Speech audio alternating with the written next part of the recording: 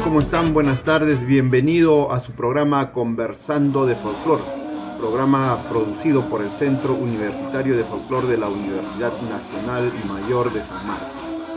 En esta oportunidad trataremos un tema bastante apasionante y también polémico, los caporales, una danza que apareciera en nuestra sociedad limeña ya hace muchos años con el nombre de saya.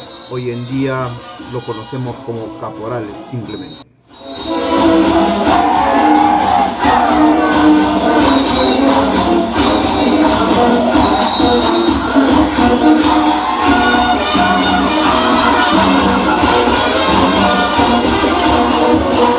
Para tratar sobre este tema tenemos como siempre dos invitados, cuyos puntos de vista pueden ser divergentes o concordantes. En esta oportunidad tenemos la presencia desde Bolivia del músico egiptólogo Ariel Villazón Torrico, también charanguista reconocido del grupo Proyección. Él se ha dedicado hace mucho tiempo ya a la investigación de temas culturales y tiene pues un canal de YouTube que seguro algunos de ustedes han visitado o visitarán. Por lo que conocemos sus posturas sobre los caporales, creemos que es una de las personas que ha hecho bastante investigación sobre el mismo, se puede denotar eso rápidamente en sus trabajos publicados. Y también tenemos la presencia de Job Galarza Puertas. Él es un reconocido danzarín de los caporales, ha dirigido a la comparsa de caporales de la Universidad Nacional Mayor de San Marcos y conoce pues el escenario de desarrollo y desenvolvimiento de los grupos de caporales en Lima, Perú. Él es un investigador en antropología cultural formado pues en la Universidad Nacional Mayor de San Marcos. Con estos dos invitados vamos a iniciar esta conversación sobre los caporales, a lo cual de seguro tendremos próximamente otros invitados porque es un tema que tiene muchas aristas que desarrollar y de seguro no se agotarán en este conversatorio.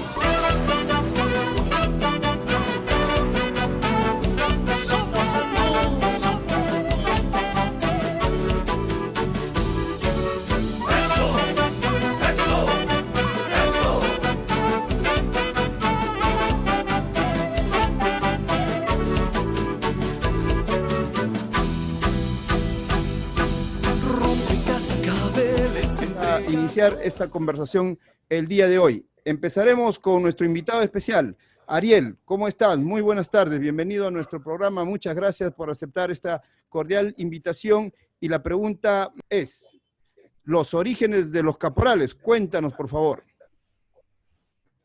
Muy buenas tardes, queridos amigos. Soy Ariel Villazón, músico boliviano, y pues un saludo desde Cochabamba, tanto a Carlos, a Job y a toda la gente de la Universidad de San Marcos y los seguidores, la gente que va a ver este video. Y pues un gusto poderme comunicar con ustedes, y ahora vamos a comentar un poquito lo que son estos orígenes de los caporales, que dada la investigación que tengo es una danza nueva, pero que está basada en danzas anteriores, obviamente la danza de negritos, o también conocido como tundiquis en Bolivia, porque así se llama digamos, el villancico o tundiqui paseño.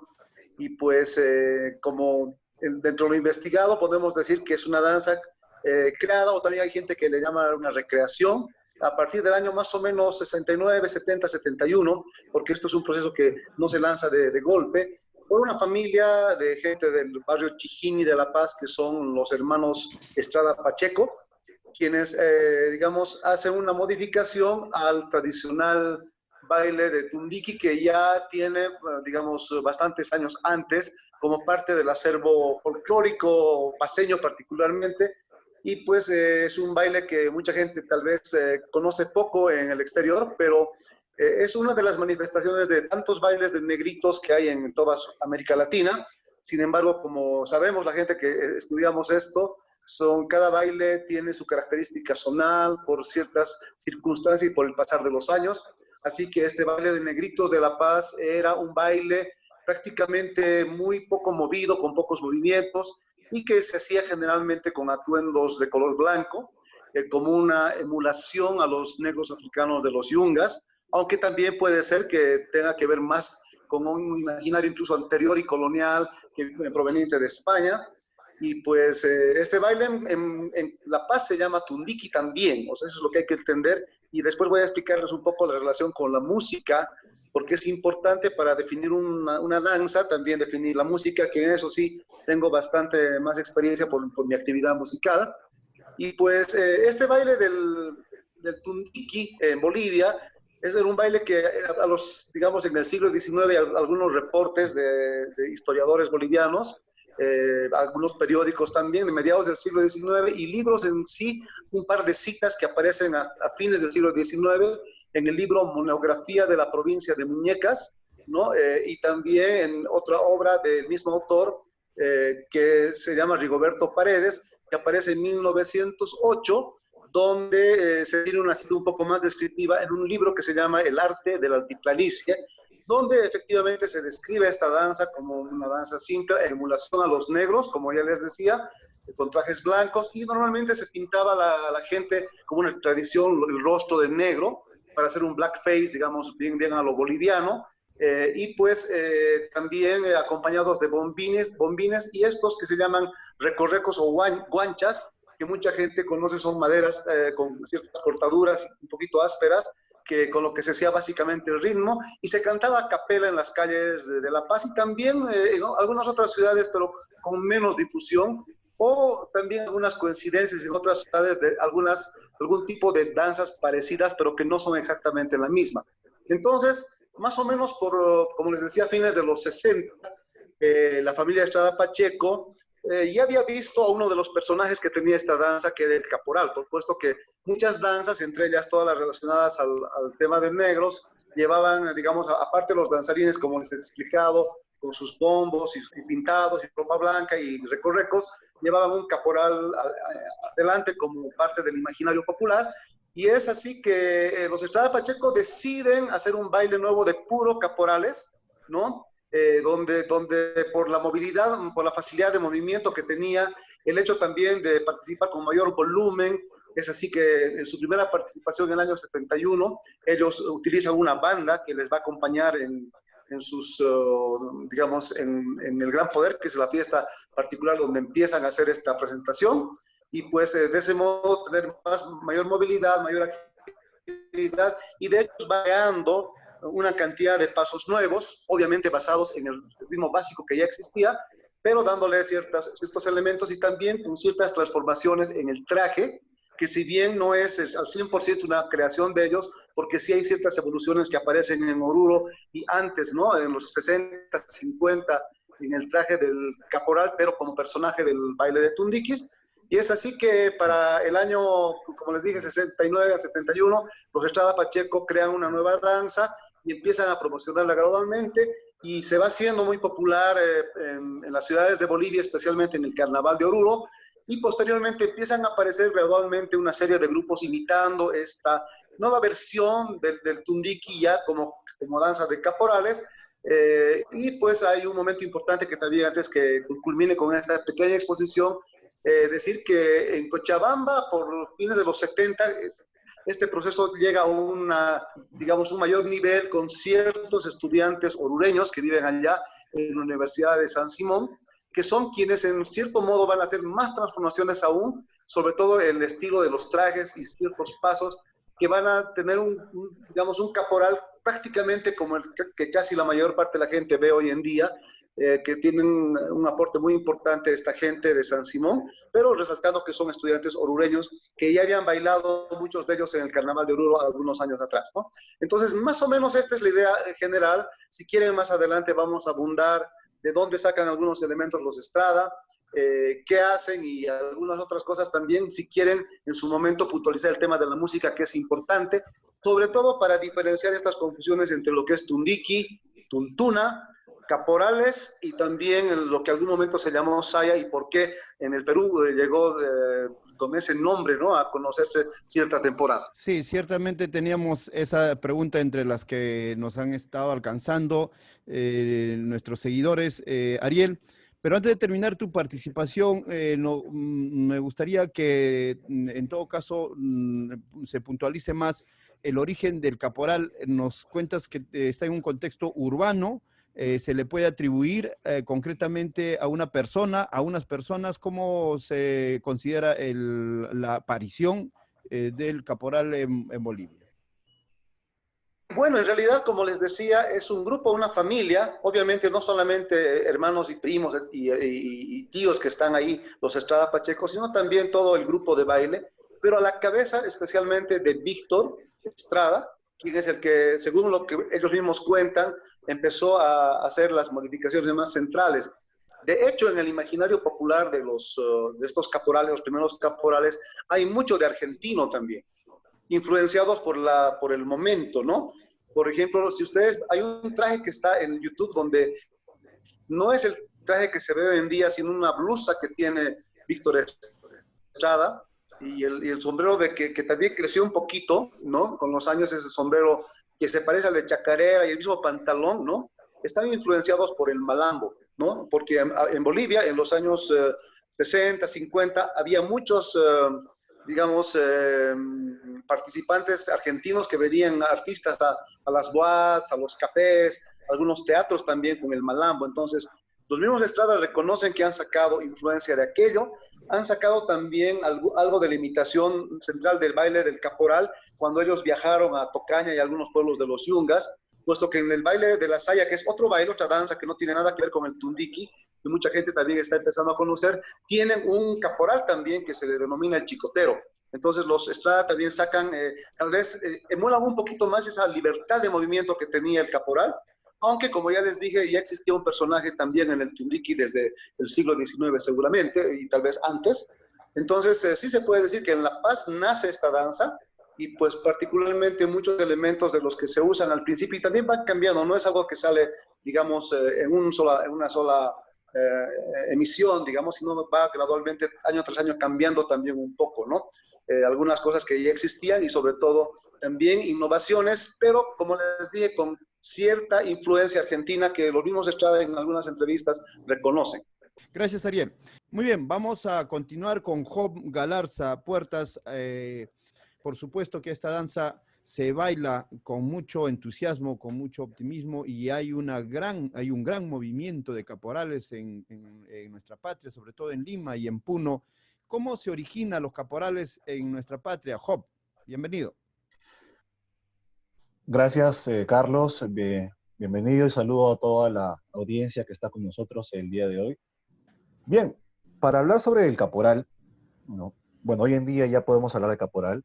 Hasta hace unos años todavía hablábamos de saya. Ya la gente que usa esa palabra en realidad se ha reducido demasiado.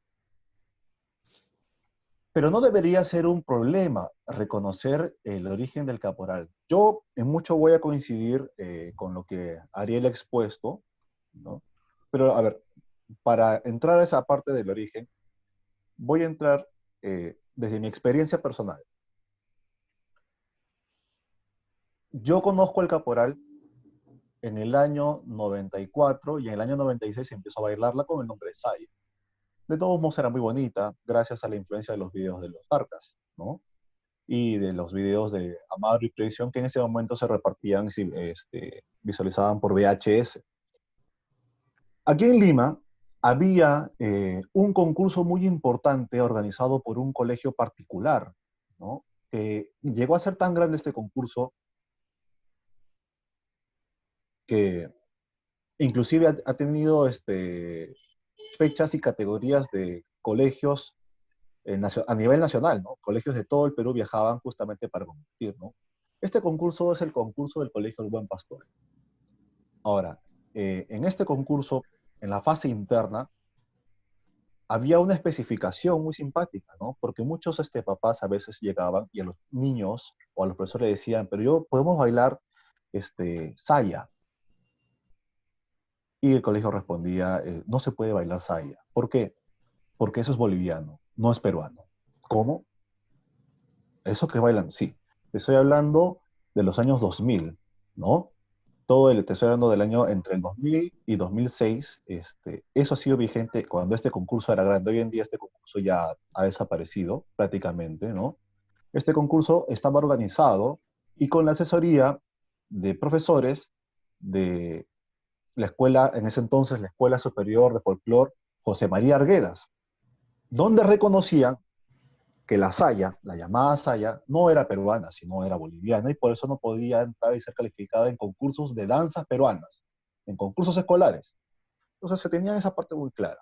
Bueno, yo todavía era muchacho y tenía alguna duda en una consulta y no me terminaba de cuadrar porque eso es algo tan bonito, tan simpático y que yo identificaba con Puno, con desconocimiento en esa época. Tenía que tener algo de peruano en su origen para yo poder bailarlo. Es un pensamiento pues justamente de las búsquedas identitarias, ¿no? Que atraviesa a toda persona, eh, que atraviesa a toda persona. Ahora, acá vamos justamente a otro tema. Por experiencia personal, eh, tengo una breve participación en el Brisas del Titicaca, en uno de sus talleres.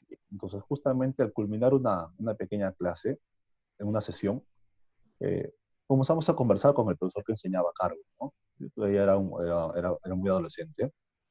Y pregunto sobre el tema de el caporal, la saya, en ese entonces, la saya y la morenada. Que sí, que por cercanía y cultura y no sé qué, o sea, trato como adolescente hacer todo un pensamiento, ¿no? Como me imagino que hoy en día mucha gente todavía seguramente lo debe hacer. Y la respuesta de esta persona es tajante. Era una profesora mujer que hoy en día es la directora eh, de una filial de una morenada en Lima. Le dicen, no, la saya es boliviana, no tiene nada de peruano. Se baila en Puno, lo bailamos en el Brisas, pero eso es boliviano. Interesante. Ahí hacemos una pausa. Entonces, la búsqueda.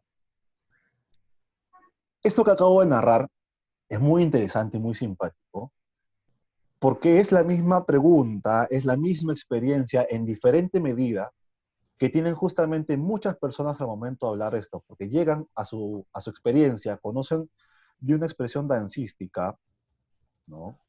Muy interesante, muy bonita, con mucha parafernalia, que suena a andino, y como suena andino seguramente debe ser folclore, el cual es otro tema de discusión, si esto es o no es folclore, ¿no? Pero como suena andino, porque se toca con su música, se escucha con quenas, con charangos, ¿no? Con zampoñas, entonces una música, algo que se baila con una música que se ha tocado con eso, tiene que ser folclore. Estamos en los 2000, estamos en la famosa etapa de la música andina contemporánea, ¿no? Donde justamente retornamos a buscar lo andino porque ya no suena vernacular, ya no suena tosco, ya no suena rudo, sino suena bonito. Y la danza que me presentas ya no es una danza, ¿no? Donde me pongo un par de jotas a pie descalzo y a patarrajada a bailar con un montón de ropa confeccionada en tela de bayeta, ¿no? Lana de oveja, con una música muy rápida, asincopada en algunos lugares. No, no, ya es un producto totalmente diferente, ¿no? Y encima se dice que se baila en el Perú y está enmarcado en una festividad que se llama la Virgen de la Candelaria y todo. Y seguramente esto es peruano, qué bonito, bailémoslo, sintámonos felices y orgullosos de ser parte de esto. Esa es la primera parte en la que la gran mayoría de personas de esta nueva generación, ¿no? De esta nueva generación, accede con ese pensamiento a esto. Hay que decir que Lima, eh, la capital, la metrópoli del país en el Perú, ¿no? Es muy compleja, muy diversa y tiene justamente muchos contrastes, porque cuando uno va conociendo principalmente que las expresiones altiplánicas, a mucha gente dice Puno, ¿no? Las expresiones puneñas, pero las expresiones altiplánicas, modernas de luces, se dan principalmente en dos focos muy diferentes. Se dan en torno a lo que era a lo que era una asociación y hoy en día es una gran peña folclórica que es la Visa del Titicaca y a sus alrededores, y la otra se da justamente en torno en un distrito periférico de Lima, justamente enclavado entre tres distritos periféricos, hay un local que se llama la Asociación Central Folclórica Puno. Pero la realidad de los puneños que se juntan en la Asociación Central Folclórica Puno y la realidad de los puneños que se juntan en la Peña, la Asociación Cultural Brisas del Titicaca, son dos realidades sociales diferentes. Son experiencias diferentes. Porque a la espalda de lo que es la Peña del Brisas del Titicaca se encuentra el Club Departamental Puno. Esta peña y este club departamental antiguamente se enmarcaron en una diferencia. Justamente los puneños profesionales que en Lima se juntaban para rememorar sus costumbres, principalmente puras estudiantina.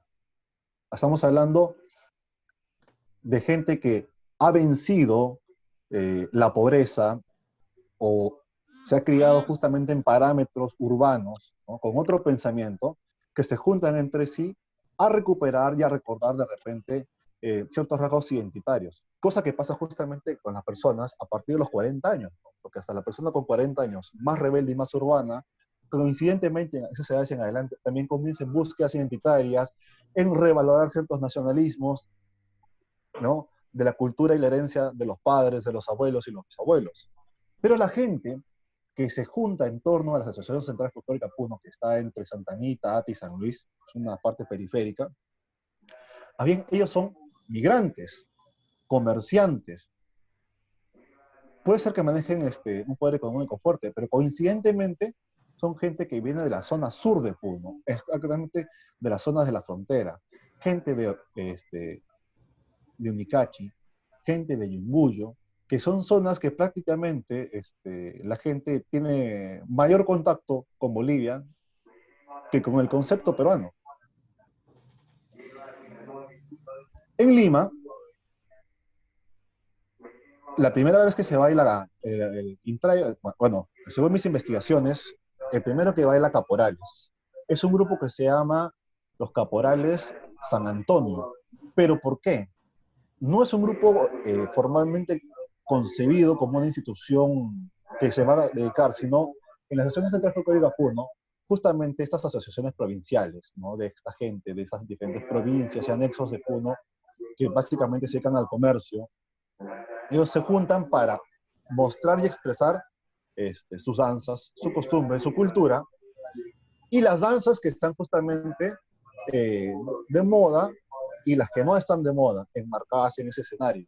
Muy diferente a lo que pasa con la parte del brisa, ¿no? En el brisa se empieza a bailar caporales con fuerza gracias a la creación del conjunto que se llama Caporales Centralistas de Puno, ¿no? Que es una división de los caporales Huáscar en Puno, ¿no? Eso es en el año 96, ¿no? Eso es en el año 96, ellos dinamizan esto. Pero estos caporales, San Antonio de Putina, justamente pues de la gente, la asociación de gente de Putina, ¿no? Ellos están bailando caporales en 1988-89 en la Central Puno. Mientras que mucha gente en Lima está bailando tuntuna. Porque aquí en el Perú, a diferencia de en Bolivia, nosotros le hemos dado una vida muy interesante a lo que es la tuntuna. Hago una pausa ahí para ahora ir a la parte histórica. No tenemos, hasta ahora, en las investigaciones, no puede demostrar ningún investigador peruano, hasta la fecha, con pruebas de que en la zona peruana seamos los responsables de la creación del producto llamado danza de los caporales. Y ojo, digo la creación del producto llamado danza de los caporales, porque la danza de los caporales, por registro, apareció en un momento. Sí, claro, por supuesto, con influencias de muchas expresiones, definitivamente, de cosas populares, folclóricas que existían, claro, por supuesto, definitivamente, eso ha sido innegable. Las existencias, justamente los elementos que van a confluir para la creación de este producto, eso existe y eso es mucho antes inclusive de la creación de los países, definitivamente. Pero la danza de caporal, el concepto de la danza de caporal, ¿no? Con un personaje bailando en un patrón rítmico definido, no podemos demostrar que eso se haya propuesto en el Perú.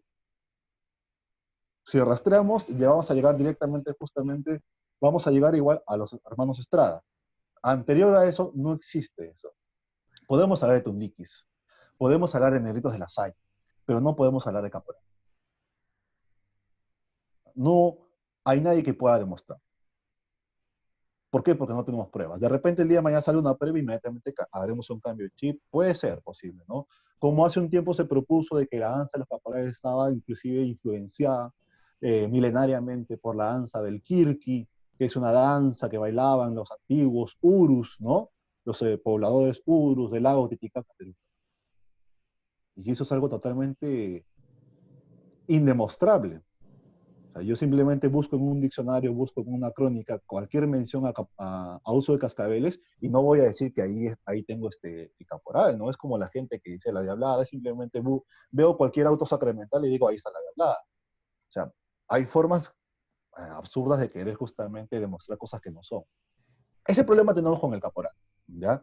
Pero los primeros grupos, si rastreamos bien, es justamente que los hermanos Estrada con su grupo, los caporales suros de gran poder, han llegado al Perú, han llegado a Cusco, han traído en el 75, han traído esta novedad que inmediatamente ha gustado porque evidentemente tenemos y compartíamos una música, o mejor un ritmo, conocible, audible, y con elementos interesantes que inmediatamente dieron mucha pegada. Los primeros grupos de tuntuna que registramos, los registramos como los caporales, los caporales de la tuntuna, los pioneros del altiplano, y que se han dado justamente entre Juliaca y las diversas provincias, en las diversas ¿Y provincias del sur de Puno. por qué años, Job? En el 77. Entre el 76, o sea, no encontramos ninguna tuntuna registrada antes del 75 en el Perú. Entonces, ese es otro motivo. De repente, el día de mañana, un grupo sale y nos demuestra con pruebas que de repente, en el año 72, ¿no? Ellos ya bailaban caporales de la tuntuna, podríamos decir, muy bien, hay que replantear entonces quién inspiró a quién. Pero mientras no encontremos justamente esas pruebas, y nadie, porque tenemos la gente de esa época, todavía sigue viva. Entonces, no tenemos esa parte ahí. Y luego, el grupo más antiguo que baila tuntuna, todavía en vigencia, en la festividad de la Candelaria registrada, son los caporales de la tuntuna del barrio Miraflores. Ellos se fundan en el año 77. Los suros del Gran Poder la bailan creo que por primera vez entre el 71 y el 72, ¿no? Llegan a Perú en el 75. Y a partir de ahí hacemos un conteo inclusive en la vida del Perú. ¿Por qué? Porque no encontramos registros ni fundacionales, ni de fotografías, ni alguien que haya dicho, yo he bailado la tuntuna en el año 69, en el año 70 en el Perú. Luego, alguna gente quiere decir que, no, pues nosotros también tenemos responsabilidad en eso. Bueno, un momentito, a ver, porque en Yunguyo se baila el tundique. Ah, excelente, interesante, muy bien. Pero ¿cómo es el tundique de Yunguyo? Y el tundique de Yunguyo no es tiene una métrica, un vestuario, un ritmo, un pulso totalmente diferente y distinto al tundique de la zona de los yungas bolivianos. O sea, se intenta justamente querer meter esa parte ahí. Y no es para ponernos tristes, porque al final de cuentas, la cercanía de Puno y de Bolivia, justamente que es todo un pensamiento de una nación dividida territorialmente, caprichosamente, y hasta ahora inclusive que no se puede terminar de entender a la zona aymara, a la zona altiplánica. Yo cómo le puedo decir a una persona que la parte cultural le pertenece o no le pertenece cuando, por ejemplo, tengo gente que vive en Yunguyo y Unicachi, donde históricamente esta gente tiene más relación, donde, a ver, yo puedo haber, como nací en Unicachi, soy peruano, pero resulta que mi hermano nació cuando mi mamá estaba en Copacabana, que es en el otro pueblo, ¿no? Justamente había ido a comprar al mercado o había ido justamente de visita a la fiesta, ¿no? Y justamente ahí nació mi hermano. Entonces, mi hermano es boliviano, yo soy peruano, ¿no? Mi tía es boliviana, pero mi otra tía es peruana. Ahora, como yo vivo en Yunguyo, Unicachi, durante todo el siglo XX, ¿no?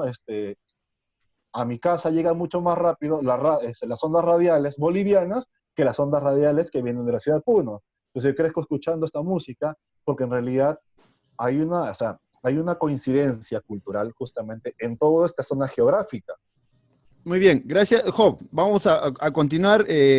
Por supuesto, yo dejaría planteado ahí un punto. Nos parece que inicias indicándonos que hay un corte entre las danzas afroperuanas que se van desarrollando en el altiplano como en todo territorio y también en Bolivia, de seguro ahora nos contará Ariel, y la aparición de los caporales, porque muchos sustentos de que el caporal también tiene orígenes o raíces peruanas parten de suponer que en el territorio que luego desgraciadamente fue dividido en países, va a haber también historia colonial de danzas afroperuana. En todo caso, habríamos que delimitar si hay un corte absoluto entre estas danzas afroperuanas como los tundiques y las demás negrerías que conocemos, ¿no? Y los caporales. Ariel, ¿cómo está el panorama colonial? Es decir, ¿cuáles son los antecedentes de la danza de los caporales en Bolivia? ¿Hay expresión muy fuerte? ¿Qué encontramos dentro del panorama, digamos, pre-caporales en Bolivia? Bueno, lo que sí hay que diferenciar, y esto es muy importante para puntualizar para toda la gente que nos está viendo, a mí me parece importante resaltar, es de que mucha gente le atribuye orígenes negros o negroides, musicales incluso a los caporales.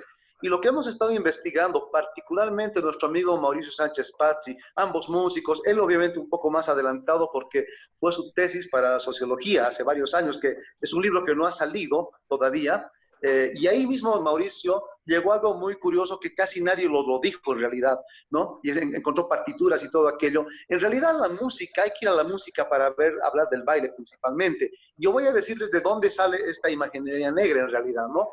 Eh, en la colonia no sabemos, seguramente por la iglesia había personajes de negros, como ha habido en el Perú y en todo lado, en toda América, ¿no es cierto? Pero hablando específicamente de lo que es el tundiqui, que yo llamaba esta danza de negritos en Bolivia, deriva del villancico navideño, ¿ya? Pero, ¿qué tiene que ver el villancico con los negros? Eso es lo que queremos atar, ese cabo vamos a atar, es muy importante. En el siglo XIX hay una tradición, de esto han escrito algunos autores en Bolivia, sobre todo Rigoberto Paredes y también algunos anteriores. Había una fiesta cerca de Navidad, cerca de Reyes, donde algunos niños, particularmente de 3 en 3, parecido a lo que se hace en Halloween hoy en día, salían a pedir dulces o algunos regalos por el Día de Reyes, con una cosa que se llama, digamos, la adoración al niño Manuelito, ya por esto de Manuel y todo aquello. Entonces participaban 3 niños, donde uno de ellos se le vestía y se le pintaba el rostro de negrito. Entonces, los villancicos navideños que tienen este beat binario que escuchamos, digamos ¿no? O tal vez la forma seguida. Si ustedes reconocen, sobre todo en la parte de lo que es era Charcas o Bolivia, especialmente Sucre, el lado de Potosí y también en La Paz, se hacía villancicos. O sea que estoy diciendo en otras palabras que la música de lo que hoy se llama caporales es una variación de lo que era el villancico navideño español. Eso es lo que tiene que quedar claro. Voy a cantárselos un poquito, un par de fragmentos, como el mismo Huachitorito, que es una canción de origen argentino, pero que es, escuchen, miren, Huachi, Huachitorito, ¿no? Son villancicos navideños, ¿no? O digamos, Niño Manuelito, toca tu violín, ¿no? Este beat de binario, lo que han hecho los folcloristas es alentarlo. Fíjense. Bailando saya con mi negrita, no, digamos, llorando se fue, ¿no? O sea que la base musical del tundiqui es en realidad el villancico navideño, y seguramente, como les contaba, por este personaje negroide que había en esa tradición paseña, esto ha pasado a ser música, seguramente en el siglo XX particularmente. Yo tengo reportes y tengo incluso un video que, si bien no tiene audio, me hubiera gustado, lo voy a publicar muy pronto en mis trabajos, de tundiquis del año 42, en La Paz, que si bien no tiene audio, uno puede distinguir el 1-2, 1-2, o sea, y además he entrevistado a algunas personas como Ernesto Cabur y otros de los que bailaban ya en los años 40, que efectivamente eso no se ha modificado, pero no sabemos qué pasó en la colonia y qué pasó en el siglo XIX incluso, ¿no? Con seguridad, algo que nos pueda dar una certeza de que era exactamente lo mismo. Lo que sí tenemos, la mención más antigua que tenemos hasta donde he encontrado, es en el libro Monografía de la provincia de Muñecas de Rigoberto Paredes, una cita a los tundiquis. Y miren lo interesante, Carlos y Job, ¿no? En esa cita de Rigoberto Paredes, simplemente enumera, dice, voy a diferenciar, dice Rigoberto Paredes, danzas de origen indígena y danzas de origen peninsular. Él utiliza esa palabra, refiriéndose a España. Entonces cita a los morenos, no dice morenada, dice morenos, danzantes, tundiquis, catripules y pacoches, yo que son los que me acuerdo, ¿no? Y ahí están los tundiquis. Esta primera mención, que está el año, como les digo, 1898. Es una mención antigua como una cita. Y hay otra que he descubierto, esto es en un periódico, creo que es de 1870 y tantos. Está una cita en un periódico simplemente de que van a bailar en tal lugar, y ahí aparece la palabra tundiquis como una palabra de periódico, ¿no? Entonces, hay referencias a esto, Pero yo sinceramente, como un investigador responsable, no puedo asegurar que puede ser que haya sido el mismo ritmo y ya se estaba usando, pero puede ser que no, porque ustedes que son investigadores saben que a veces en una década puede cambiar algo, ¿no es cierto? Puede cambiar hasta la música. Entonces, lo que sí tengo claro, que el mismo Rigoberto Paredes, a los pocos años, o sea, son 1898 a 1908, lanza otro libro. En este libro expone mucho más extensamente sobre los tundikis. Y él dice, mire, los tundikis son unos bailarines mestizos que emulan a los bailarines negros, bailan de vestimentas blancas, ¿no? Y dicen algo así como que tienen unas maderas ásperas, con el raspado produce un sonido áspero, y bailan con cascabeles en los pies, o sea que ya hay una cita ahí de los cascabeles, y que quieren emular a los negros, pero no tienen el donaire y el sabor que tienen los verdaderos negros, ¿no? Y es bastante largo. Ese documento creo que está en la web, la gente puede buscarlo, y es bastante extenso, ¿no? Entonces hay una descripción que relaciona, y por el tipo de dato y los instrumentos, y lo que se hacía en los 40, que sí tenemos certeza, podemos decir que seguramente entre fines del siglo XIX al siglo XX hay una, digamos, una actividad que seguramente es la misma, ¿no? Que poco a poco va teniendo cambios, y efectivamente yo diría que un cambio interesante es en los años 60 en Oruro, donde sí aparecen un poquito más atuendos poco a poco de esta ropa que tal vez era muy improvisada. Yo alguna vez he descrito a los tundikis que se ven en este video de los años 40, es bien chistoso. Tienen el sombrero de Don Ramón del Chavo del Ocho, más o menos, para que ustedes tengan una idea. Estos como loquitos les decimos acá. Un poquito con el ala un poquito más grande, y sí está doblada hacia adelante, ¿ya? Y tienen algunos tienen máscara, otros simplemente están pintados de betún. Y si ustedes pueden ver esas imágenes, prácticamente no bailan. Es un baile demasiado sencillo. Yo voy a publicar esto, espero que ustedes estén atentos y para poder ver específicamente de qué estoy hablando, ¿no? Pero sí se puede ver a ratos. Yo me he dado el trabajo de hacer en cámara lenta y todo porque está en otra velocidad. Y sí, efectivamente están haciendo el 1-2-1-2. O sea, como músico, al tiro cualquier persona que puede ver estos instantes puede comprobar de que ya hay esa tradición. Ahora, al nivel colonial, que yo sepa, no hay citas, en Bolivia no tenemos ninguna cita específica, a no ser de bailes de negros, que probablemente pueden ser el mismo tundiki, ¿no? Ahora, yo quiero hacer una pequeña, digamos, algo más, informarles a todos ustedes sobre el tundiki, y es otra investigación que ha hecho Sánchez Pazzi, que es muy interesante.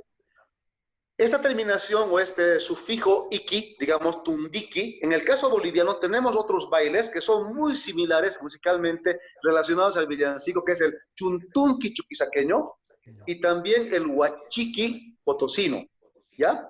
Entonces, y fíjense que, por ejemplo, en este tipo de música todavía está viva esta música en Sucre, es una ciudad que se llama Villaserrano, y todavía ustedes pueden encontrar videos. Yo les aconsejo a alguien que está viendo esto que busque, digamos, fiesta Chuntunqui de Villa Serrano. Ustedes van a ver la música. El baile es totalmente distinto porque tiene otra raíz, pero la música es prácticamente esta base que tenemos villanciquera de los caporales, ¿no? Es lo mismo. Eso van a encontrar, simplemente que el baile es muy diferente, totalmente tiene otra raíz, ¿no es cierto?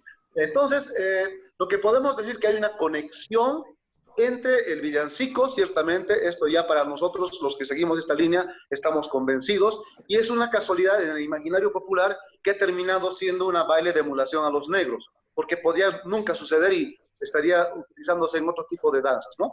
Pero Ariel, la danza de villancicos no está ligado a la presencia afroperuana, no es negro.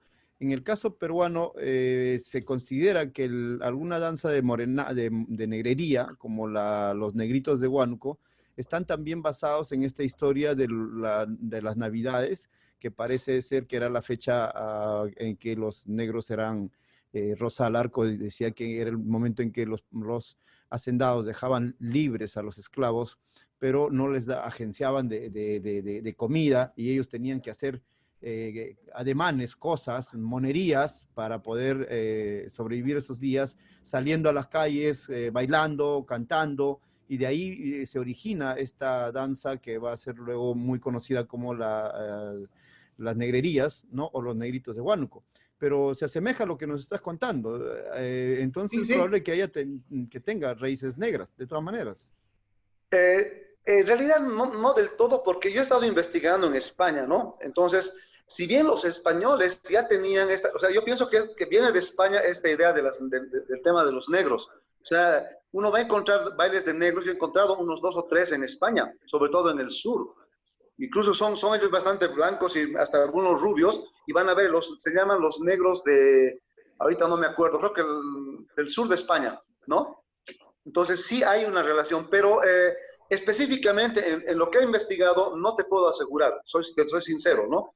No podemos tomar una conexión directa porque estamos suponiendo por esto del niño Manuelito, pero en otro tipo de manifestaciones no hay muchas danzas. En Bolivia, a diferencia del Perú, tenemos mucha menos relación con temas negroides.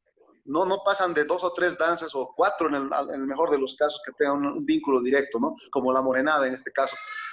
Pero, digamos, con respecto a la música, yo estoy convencido de que la música que acompaña al caporal es prácticamente villancico navideño sumado a algo guaiñesco, al guaño, que nos une también en la zona de Puno y todo eso. Pero esto también es un poco, habría que tener un poco cuidado con esto, Carlos, porque alguien podría decir, bueno, es que el guaño, digamos, es de todos, y esto en realidad ha sido introducido. O sea, debemos entender que esta música de los caporales, ¿no? Que ya conocidos ahora, digamos, en los 50, años 1950 para atrás, nadie lo tocaba con zampoñas, charangos y quenas. Eso también hay que entender, porque no pertenecía a este género, ni siquiera en el imaginario.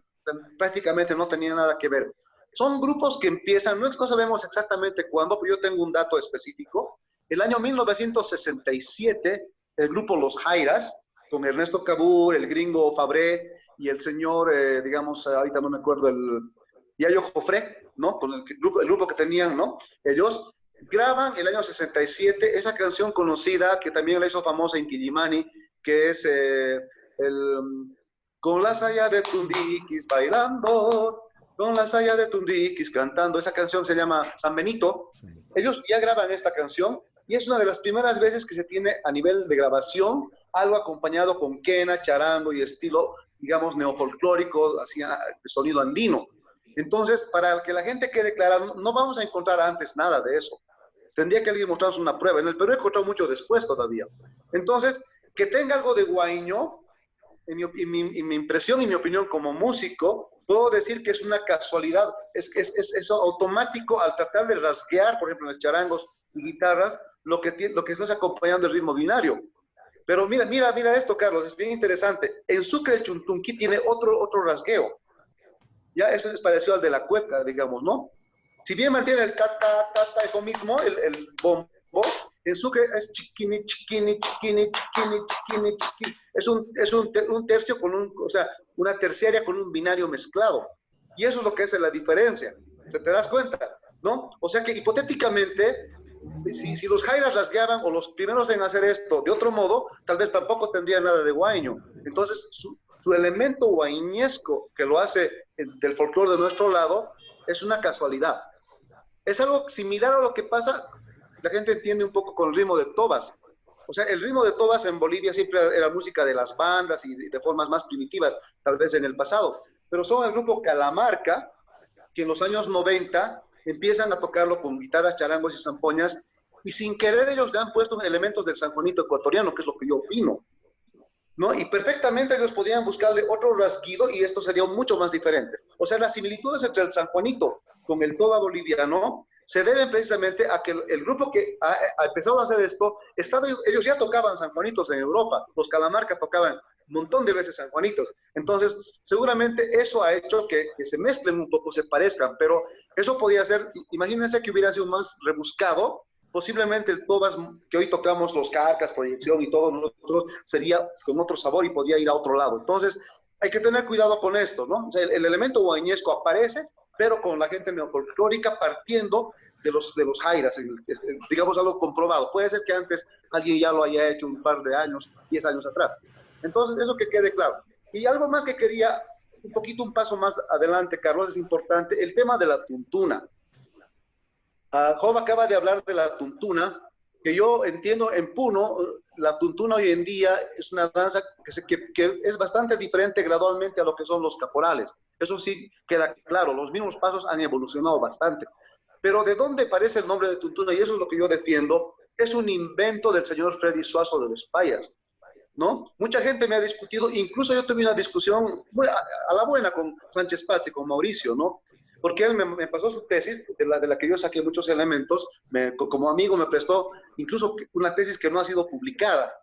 Entonces yo pude revisar y él me dijo, por ejemplo, me dijo que Tuntuna es un nombre que ya circulaba antes. Entonces yo le dije, muéstrame en qué libro quiero encontrar, ¿no?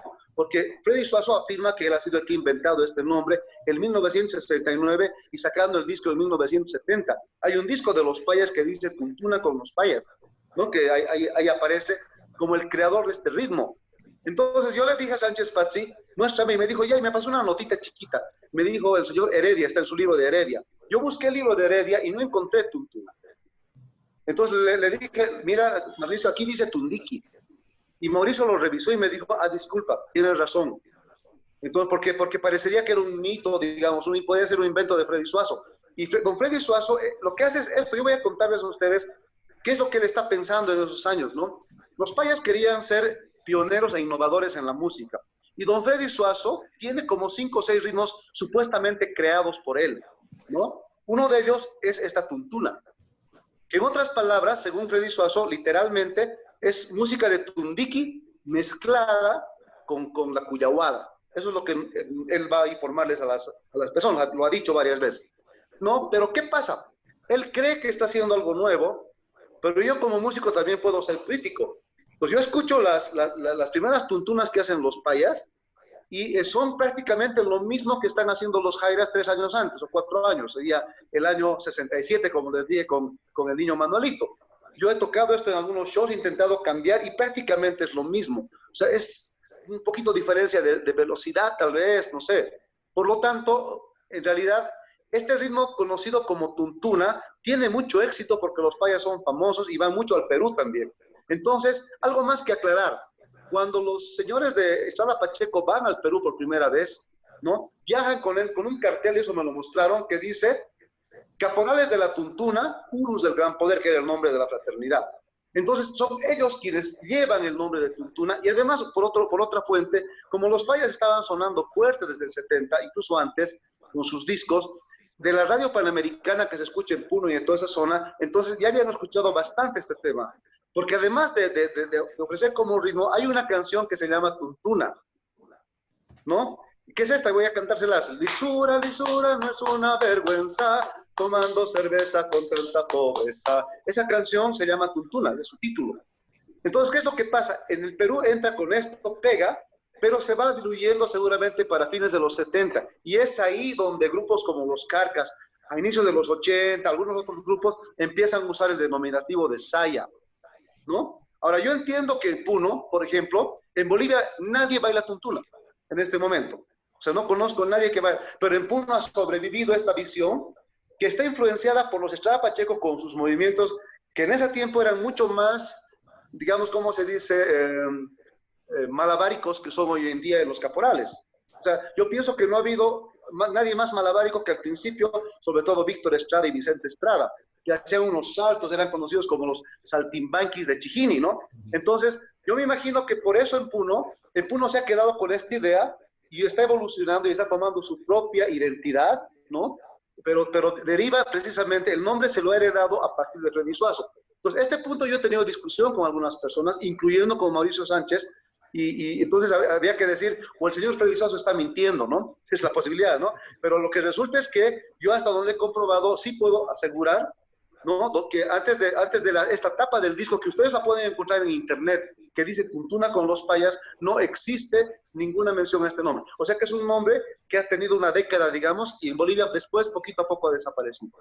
Bueno, esos son los procesos culturales del siglo XX, nada novedoso, ¿no es cierto, Ariel? En todo nuestro continente ha habido un remesón muy fuerte de los procesos socioculturales y dentro de ello lo artístico, y es ahí donde me parece que han habido unas fuertes transformaciones a nivel de nuestra cultura y donde están involucradas las danzas.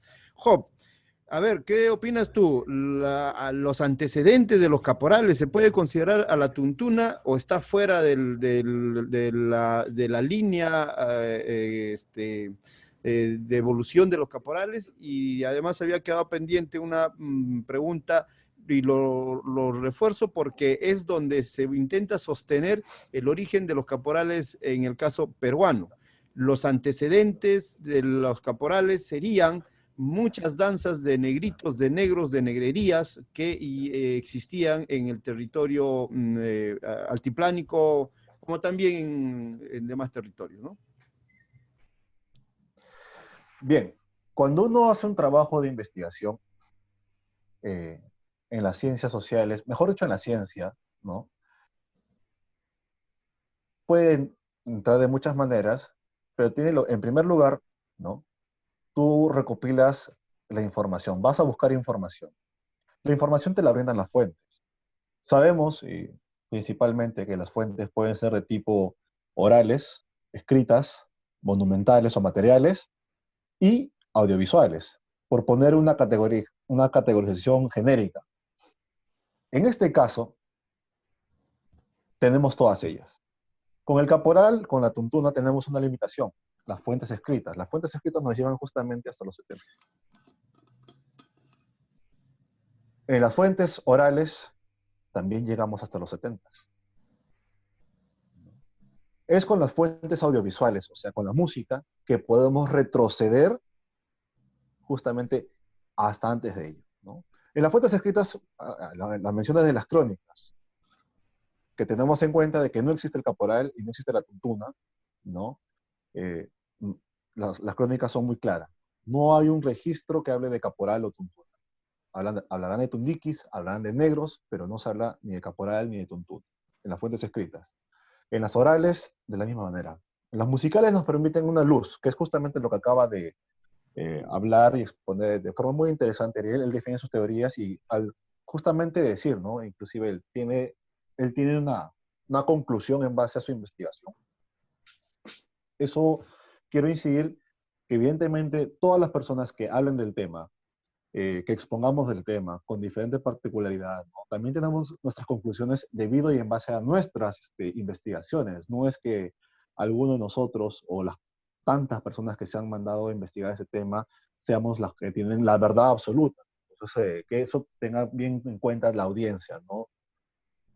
Tratamos y buscamos de acercarnos a la verdad. Pero cuando hablamos de esto, entramos en un círculo vicioso. Habría que definir qué es tuntuna y qué es caporal. Porque hoy en día se ha diferenciado. Hoy en día puedes hablar de la tuntuna y puedes hablar del caporal, ¿no? En Bolivia no mucho, pero en el Perú sí, ¿no? Tú hablas, esto es tuntuna y esto es caporal. ¿Quiénes hablan de esto? Los cultores, los practicantes. Pues es muy simpático y muy interesante que tú le preguntes a una persona, ¿no? Tú le pones una música, por ejemplo, de Iyapu o Inti Illimani, que están tocando el ritmo caporal o tundiqui, lo que fuese, y dice, ah, mira, esa es tuntuna. Pero si le agrego una percusión doble, me dicen, ah, no, eso es caporal. Si escuchan él, o me dicen, ah, eso es tuntuna. Y si escuchan, no, eso es caporal. No tiene sentido. Hay toda una confusión justamente que la musicología debería justamente determinar. Dicen, no, la tuntuna es un caporal, pero aguainado. Eh, Perdón, ¿cómo? Entonces, esta parte es muy interesante y muy simpática, ¿no? Porque sí, es cierto, los hermanos Estrada traen con los caporales, nuevamente, los caporales de la tuntuna, Urus del gran poder, llegan aquí, ¿no? Y justamente esta parte aquí, esta propuesta escénica es desarrollada inmediatamente, ¿no? Pega mucho, tiene mucho gusto, y la inventiva y la creatividad cultural, dancística propia de las diferentes regiones y diferentes lugares hacen que esta gente tome esto. Entonces, no es que yo no diría que la tuntuna, que el caporal es una evolución de la tuntuna, más bien justamente es una misma propuesta que toma propiedades diferentes en determinado momento, ¿ya? Porque de todos modos, delante de la tropa de caporales de la tuntuna, de tuntuneros, digamos de tuntuneros, ¿no? Hay alguien que tiene un vestuario diferente, distinto. Mientras la tropa baila con sus bobos, ¿no? El que baila adelante no baila con bobos, tiene un traje mucho más bonito, mucho más simpático. Entonces mucha gente lo interpreta. Él es el caporal y ellos son los tuntuneros. Y hay gente que dice, pero yo no quiero bailar como ellos. yo quiero bailar como ese que tiene el traje más bonito, que no salta mucho, porque tiene más fuerza, más elegancia. Ya son construcciones populares, ¿no? De formas diferentes, cómo adoptan y absorben algo y lo hacen suyo, lo hacen propio. Entonces, en el lado boliviano simplemente se han quedado en una parte, pero en el lado peruano han tenido vida. Y cada grupo justamente ha creado sus vestuarios en base a esos vestuarios originales, ¿no? Vestuarios originales, por así decirlo, ¿no? Entonces han desarrollado toda una expresión muy simpática, muy interesante. Pero si nosotros observamos, por ejemplo, el típico traje de la tuntuna, vamos a observar que ese traje que se ha manejado hasta los años 2000, 2005, ya luego se cambia, es un traje muy parecido a un traje que yo he observado en los caporales San Simón. Será pues uno de sus trajes de los años 80, en lo cual es básicamente, aparte de la sencillez, hay como una pechera bordada que se coloca encima, que se coloca encima y el resto son los bobos, ¿no? Entonces, igual, ¿cómo veo las botas de los que bailan tuntuna? Los que bailan tuntuna, el buzo es más ancho porque hacen saltos y patadas, la bota es más corta y es de cuero y llena de cascabeles, a diferencia del traje que tiene otra significación en el tema de los caporales, ¿no? Ahora, búsquedas e intereses han habido en ese aspecto, ¿no? Yo recuerdo muy simpático que, si, si es que no me equivoco, el primer elenco de baile, el primer conjunto que intenta hacer una explicación artística dentro de, dentro de sus buenas ganas, dentro de su buena intención, son los caporales del Centro Cultural Andino de Lima, que presentan una novedad de la que le llaman el origen del caporal, que simplemente es bajo su interpretación, es una libre interpretación musical, ¿no? De solamente de temas. Entonces se dice, ¿sabes qué? El origen del caporal es la saya, luego está la tuntuna y luego está el caporal. Obviamente esta buena intención que han tenido estos muchachos no es gratuita, no sale de la nada, sino sale de una práctica real, donde vamos y encontramos en un mismo escenario justamente grupos que se autoidentifican como tuntuneros, ¿no? Gente que baila la tuntuna y gente que se identifica como caporales, ¿no? Entonces, no hay una relación, no hay una relación, no es que no se podría decir que una es la evolución de la otra, sino justamente es un mismo origen, o sea, es un mismo origen, dos danzas diferentes, ¿no? Ahora que acá nos gusta mucho teorizar de que si es una danza o es un baile, de que si es vestuario o es traje o disfraz, eso ya son otras conversaciones. No sé si me estoy olvidando algo o estoy siendo claro, Carlos. No, muy bien. Lo que faltaría es conectar esta posible influencia o antecedentes del caporal con algunas danzas de negrerías en el altiplano. ¿No existe esa posibilidad, Job? Es posible, dentro del mundo de las posibilidades, porque como dicen, ¿no? Todo es posible, pero no tenemos datos para hacernos concluir eso. Al menos no hay datos fuertes y fidedignos como para poder concluir ese tema, ¿no? Porque al ser una propuesta diferente, al ser una propuesta moderna, al ser una propuesta 100% urbana, ¿no? Que se ha desarrollado y luego ha tenido mucho éxito en la zona ya no tan urbana, eh, es caprichoso querer buscar una vinculación. Es que ese es el problema. Queremos buscar los orígenes para demostrar algo que nace de un día para otro gracias a la inventiva de un elenco de danza. Entonces, ¿qué demuestro? ¿Qué voy a lograr tratando justamente, perdón, de encontrar esta vinculación? Sí, definitivamente para que eso haya podido entrar y haya podido pegar, hay que tener rasgos característicos. Pero las negrerías de la zona altiplánica son diferentes en la ejecución que las negrerías del resto de la zona andina peruana. Entonces, esa parte sí es muy simpático y muy interesante. A eso habría más bien justamente la gente que se ha especializado en ese aspecto, ¿no? Yo no podría, no me arriesgaría a enmarcar al caporal dentro de una danza de latificación de las negrerías. No, me parece que no va. Más bien, la construcción del negro es muy moderna, es muy caprichosa, pero en realidad el caporal no tiene nada que ver con el negro. Nosotros hablamos de negros, la música te habla de negros, pero la evolución el surgimiento, evolución de la danza, ¿qué cosa tiene de negro? Es simplemente que caprichosamente volteemos al lado y vemos, ah, mira, hay un dique, se parece, ah, seguramente de ahí debo venir. Y agrego un nuevo elemento para recrear lo que yo pienso, identifico que habría influido o sería el origen de lo que yo ejecuto.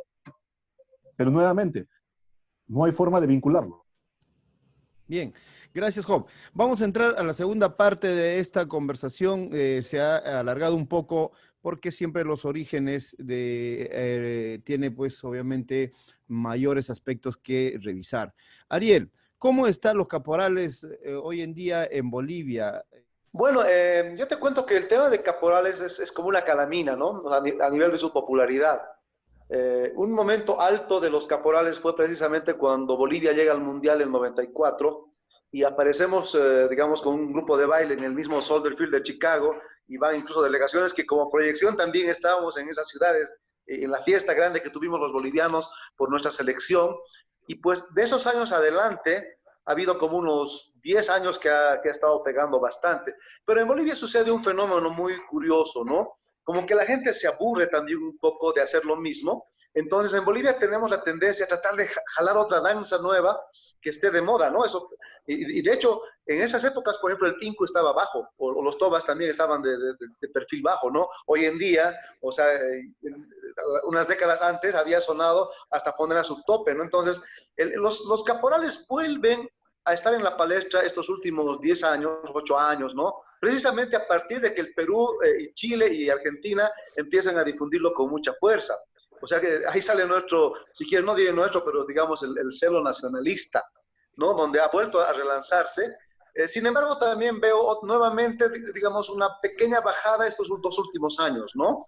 Pero digamos que en 2014, 2015, 2013, 2016 incluso estaba nuevamente, digamos, en boga. Ahora está un poco de moda una danza que seguramente la conocen algunos allá, que es el Salay, una danza, digamos, creada en Cochabamba, pero también influenciada por elementos de zapateos andinos de otros lados, incluyendo en la versión moderna del mismo Huaylas peruano, que eso a veces no les gusta que digan mis compatriotas nacionalistas, pero efectivamente lo que le ha dado el toquecito comercial ha sido meterle algunas cositas del Huaylas, eso si quieren algún rato lo comentamos. Entonces, en Bolivia hay esos ciclos, ¿no? Pero siempre la gente, yo he notado en esta pandemia, te cuento que esta es la quinta entrevista que hago tocando estos temas. Ya tuve 3 en un lado y otras dos en el exterior, 3 bolivianas. Entonces, la gente está volviendo a interesarse y pues, pero también creo que no sé a dónde vayamos porque en Bolivia están metiendo esta idea del temor a la tergiversación, ¿no? Entonces, están arreglando mucho y en mi opinión, yo les dije, es una de las charlas, cuando hay demasiadas reglas y demasiadas limitantes, lo que hacemos es cohibir a lo nuevo que puede surgir adelante. Cuando queremos, digamos, arreglar ciertos pasos. Ya, sí se cortó. Yo pienso que lo lindo de la danza precisamente es agregar esa libertad para tener nuevos cambios hacia adelante. Muy bien. A ver, ¿y cómo estamos en el caso peruano, Job? En la misma dirección de la pregunta. Quiero empezar de atrás hacia adelante, tomando una palabra que ha dicho Ariel, que es muy interesante, porque sí, también es un debate interesante aquí en esta zona, ¿no? Que es el tema de la tergiversación. ¿Y qué cosa es tergiversar el caporal? Yo, la verdad, sigo sorprendido eh, con la cantidad de discursos y justificaciones que se ponen en torno a esta expresión, que es un producto moderno que inmediatamente ha tenido ramificaciones sucesivas. Entonces yo digo, ¿sabes qué? ¿De qué manera puedo tergiversar el caporal? Yo no entiendo. La verdad que no lo entiendo. Entonces, ¿qué tengo? O sea, si yo quiero bailar el caporal original, ¿tengo que bailar como los Estrada Pacheco?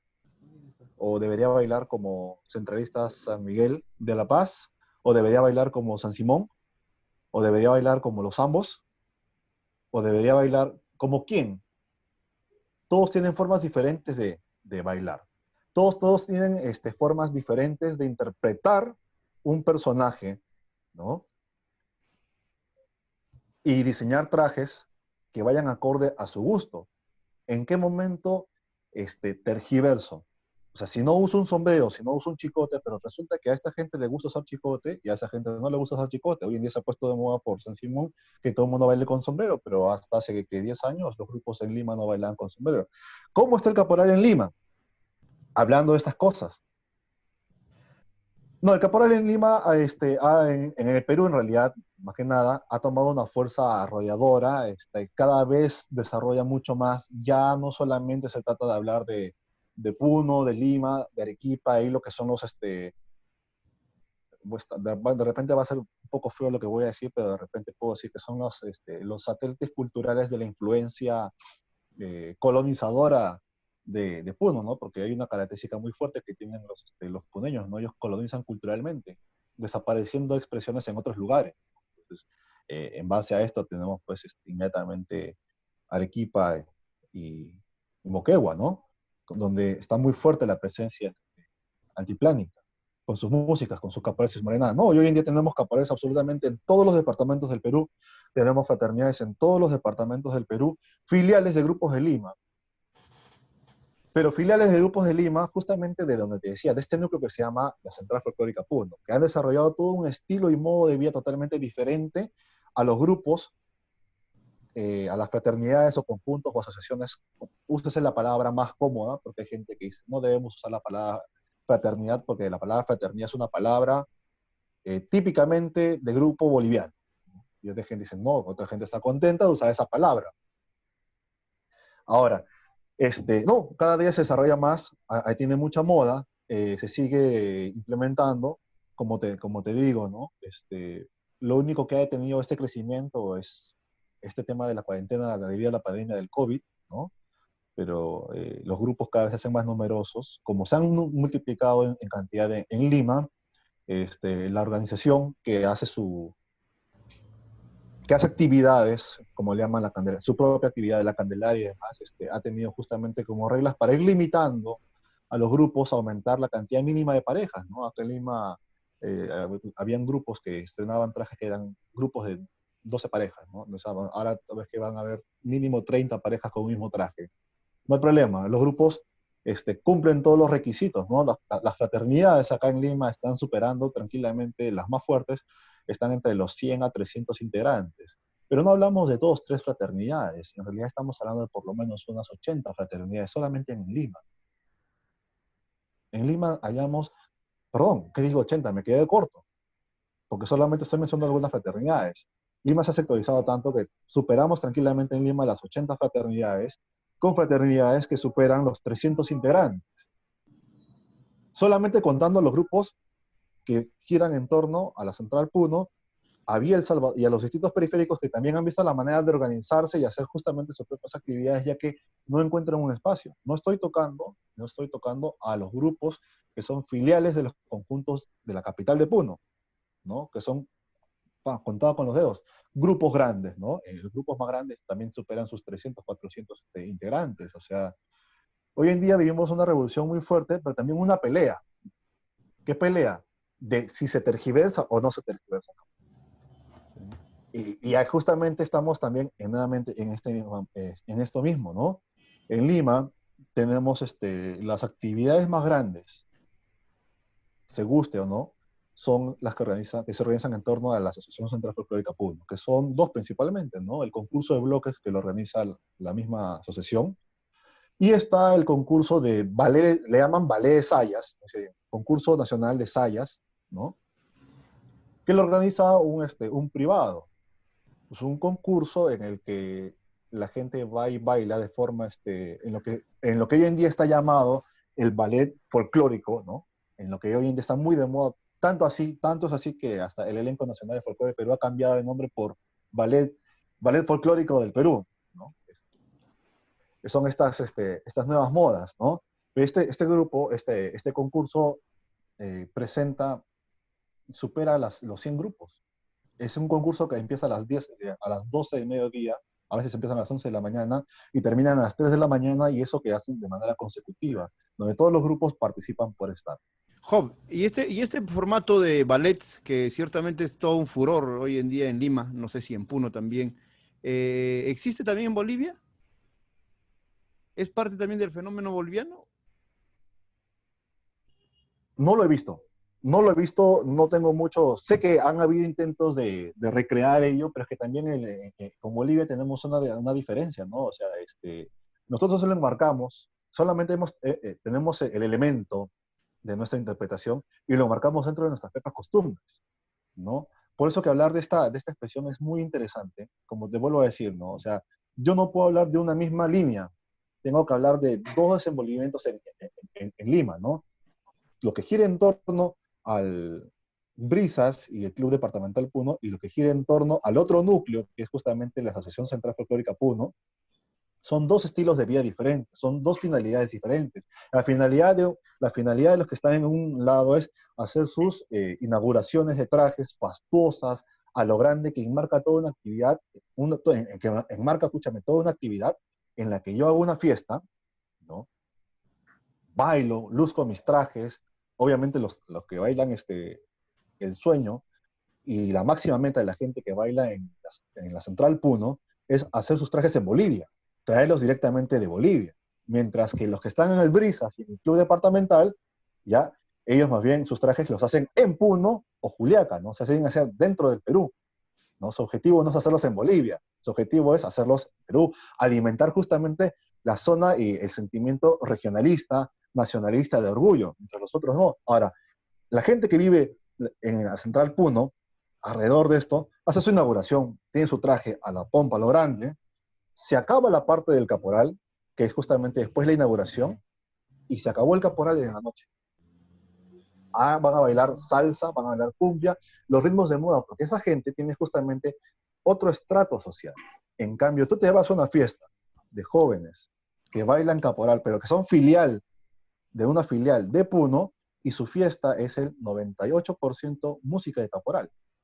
Y están bailando su caporal de mañana, tarde y noche. Arranca la fiesta a las 8 de la noche, 9, 11, a las 3 de la mañana siguen bailando caporal, a las 4 sigue bailando caporal. Por ahí me mezclas una morenada, una bocahuaca, una diablada para romper, le pongo de repente una salsa y otra vez vuelvo caporal, nuevamente 10 temas. Mientras que la gente que baila en la central encuentra esto aburrido. No, dice, no tienen otra cosa más que bailar.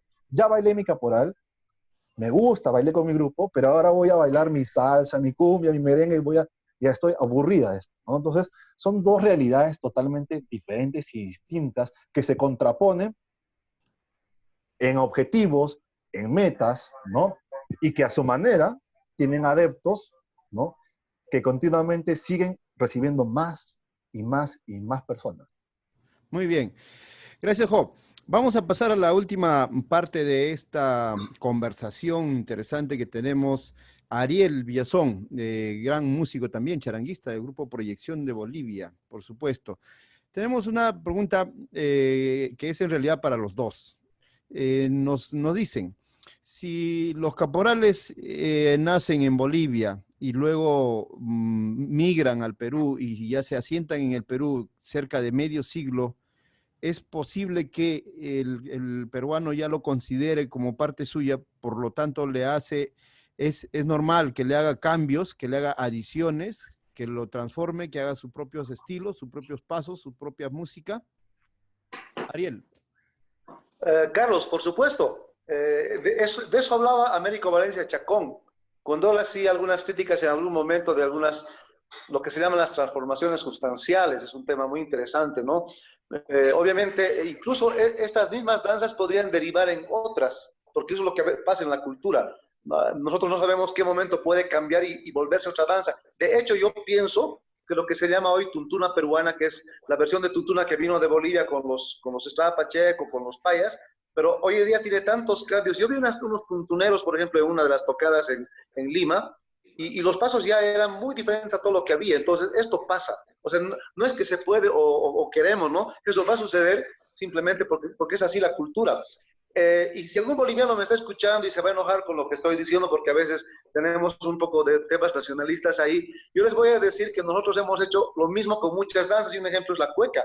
La cueca es una transformación de la zamacueca peruana, y en Chile, en Argentina, en Bolivia, la hemos transformado también. Incluso tenemos a nivel de decir que tenemos cuecas regionales. Hay una cueca cochabambina, una cueca tarijeña, una cueca chuquisaqueña, una cueca paseña, ¿no? Pero todas vinieron de una danza que venía de Lima. Y a su vez la danza limeña de la zamacueca, que es el origen de la marinera y todas estas, viene de fandangos y jotas españolas. O sea, los peruanos también transformaron algo que no era, entre comillas, propio, ¿no? Porque esto son algunos esencialismos de los cuales yo no estoy tan de acuerdo, ¿no? O sea, en cierto modo, la cultura siempre se transforma y, por supuesto, los peruanos cuando ya bailan mucho tiempo pueden sentir que es suya. Lo que sí me parece irresponsable, y alguna vez he tenido debate con eso, que es el punto que yo, digamos, discrepo, es el buscarle forzadamente un origen que no tiene. O sea, es como que yo quiera forzar de que la cueca es boliviana, por ejemplo, como podría hacerlo alguna persona, sabiendo que eso tiene una historia y hay bastantes reportes que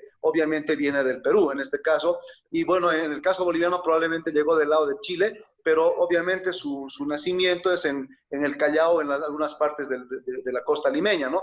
Entonces, claro, sí, para mí puede transformarse, puede sentirse parte, pero para no enojarnos y todo eso, por respeto, ¿no? Además a la ciencia, la gente debe reconocer que eso es boliviano nada más, pero sí puede hacer lo que quiera, en mi opinión. Perfecto, Ariel. Hace unas semanas tuvimos igual un encuentro con el charanguista Willy Ríos, que debes conocer, Ariel, y el charanguista peruano Percy Rojas. Y lo simpática de la conversación fue que coincidieron en que en vez de discutir los orígenes polarizados, discrepantes que puede haber sobre el charango, servía más bien como un punto de encuentro conversar sobre el charango. Creo que lo mismo podemos coincidir ahora, ¿no? Los caporales, en vez de que sea un punto discrepante, debería ser un punto de encuentro, ¿no? Un punto de armonía entre estos pueblos que siempre además estuvimos muy unidos. ¿Tú qué opinas, Job, sobre la misma pregunta, considerando que todo lo que has señalado, en el Perú hay una movida de caporales, inclusive te puedo adicionar una pregunta más que nos hicieron llegar, algo así como que los caporales hoy en día el movimiento de caporales hoy en día es más grande que en Bolivia. ¿Cómo se puede entender? Es interesante esa pregunta. Pero mira, el caporal peruano no es como el caporal boliviano. Musicalmente, dancísticamente y en vestuario. Es parecido, sí, es similar, sí, pero no es igual. Tiene una característica propia, completamente muy nuestra. O sea, hay un estilo completamente diferente, ¿no? Entonces es un error querer vernos a la otro. Con el caporal, en realidad no hay más que decir. Básicamente, el caporal simplemente se reconoce el origen. No me parece, y acá de repente quizás Ariel, quizás no sé si de repente le vaya a fastidiar, pero me parece a mí una exageración que se diga. No tienen que reconocer que el caporal es hecho en Bolivia, 100% Bolivia, y caporal es boliviano. Y como el caporal se creó aquí, tienen que bailar como nosotros. A mí no me parece, ¿no? O yo me arriesgaría a decir, y cuando sus grupos de cumbia tocan cumbia, dicen cumbia colombiana, nadie. En el mundo sabemos que la cumbia es de origen colombiana, pero sin embargo hay un estilo musical de cumbia peruana, en el Perú tenemos la cumbia norteña, la cumbia oriental, cumbia sureña, en Bolivia también tocan cumbia, ¿no? Pero todos sabemos que la cumbia no la hemos inventado nosotros, sino la cumbia es de origen colombiano. Está mal que la toquemos, ¿no? Tenemos que decir en cada momento, por si acaso estamos tocando una música de origen colombiano, no. En el caporal va a pasar lo mismo. Es que únicamente el problema es un tema totalmente regional nacionalista porque supuestamente le hemos dado una carga valorativa como folclore. Como la entendemos como un folclore, simplemente vamos a entrar en ese tipo de problemas. Pero no, el caporal justamente tiene una movida los 365 días del año, ya que el caporal en el Perú no tiene una unidirección. Si bien es cierto, el objetivo de la gran mayoría de fraternidades, conjuntos, agrupaciones, como se guste llamar, marcan como uno de sus objetivos, que es ir a bailar en la festividad. Acá en el Perú, bailar en la festividad de la Candelaria no es su único objetivo. En Lima es una oportunidad muy bonita para que puedan venerar, bailar y enmarcar en tema de sus devociones. pero no es su objetivo máximo. El objetivo, más que bailar en la Candelaria de los grupos de Lima, estoy hablando de la Central Puno, es su inauguración de trajes, porque eso le va a dar vida justamente al grupo. La cantidad de concursos que existen, eso le va a dar vida. O en contraposición, tenemos a los grupos que son filiales en Lima. ¿Cuál es su objetivo? Como su objetivo es viajar a Puno y la gente le gusta estar en actividad, entonces van a tener ensayos absolutamente todas las semanas. ¿Y qué hago como agrupación? ¿Cómo sostengo un grupo sin que se aburra? Tengo que hacer actividades. Muy bien, porque la gente tranquilamente puede poner su bolsillo para cubrir los costos, ¿no? Pero ¿qué tengo que hacer? Tengo que hacer actividades donde mi grupo se dé a notar, se vaya a dar vista. Nosotros acá en Lima, llega un momento determinado que a partir del mes de abril hasta el mes de octubre, consecutivamente se van a dar lo que se conocen como las inauguraciones de trajes, ¿ya? En los que son las actividades de la Central Puno, los grupos en torno allí, y los que están en torno a las filiales de Puno en Lima, se van a dar justamente las diferentes fiestas de recaudación de fondos a las que los grupos le van a poner su propio nombre, ¿no? Llámese Caporaleando, llámese Una Noche con tal grupo, la fiesta, van a ser 2, 3 actividades. En un momento determinado vamos a llegar aquí en Lima, que entre el mes de junio y el mes de agosto tenemos todos los fines de semana una actividad de un grupo de caporal, e inclusive, tanto es así, tantos grupos tenemos, tanta actividad hay, que en un mismo sábado se pueden dar hasta 4 actividades en simultáneo y van a tener justamente perfil, gente y público para que cada uno pueda darse y ninguno le roba gente a otro. Tanto es así que ya no tienen locales, tienen que ver nuevos locales. Sí, la movida es muy fuerte. Yo desconozco realmente cómo será la actividad de las fraternidades en Bolivia, fuera del Carnaval de Oruro. No lo sé, de repente quizás, no lo sé. No podría valorar, pero lo que observo es que el movimiento del caporal es muy fuerte acá en Lima, es algo que se vive los 365 días del año. Muy bien. Ariel, última pregunta. Entre tantas hemos elegido esta porque nos parece que aprovecharíamos tus conocimientos, tu gran trabajo de investigación que debe haber demandado esfuerzo y tiempo. Y nos dicen si podrías relacionarnos, yo diría nuevamente, porque algo de esto ya has comentado, sobre las diferencias y precisiones de qué son los tundiques, la diferencia con la saya, con los caporales y la tuntuna. Bueno, bueno, lo que es un poco difícil para mucha gente y además retener en la memoria es el hecho de que la música puede mantenerse, sin embargo el baile puede cambiar.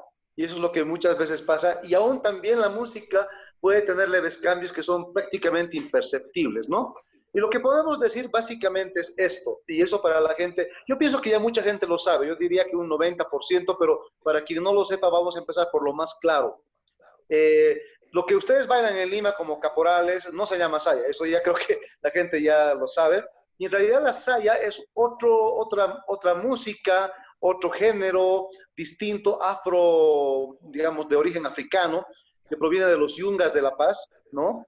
Y que en algún momento los músicos como yo, como los Carcas, como Amaru, Sabia Andina, le habíamos llamado saya por este error del mono mayor, ¿no? Que alguien se equivoca y todos como dominós, así hemos empezado a seguir al primero y cometimos un gran error porque entendamos que este ritmo no es de neofolclore, es más bien algo que viene de la música de la calle, música de otro tipo de manifestación popular.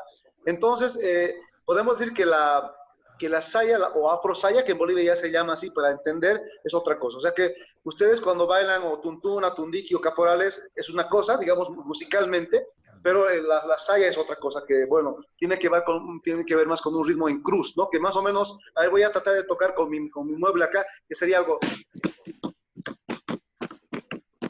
así, un ritmo en cruz que tiene, ¿no? Muy distinto que ya conocen algunos de ustedes. Entonces, vamos a empezar por el primero. El tundiki sería digamos, el nombre más antiguo a este ritmo musical, ¿ya?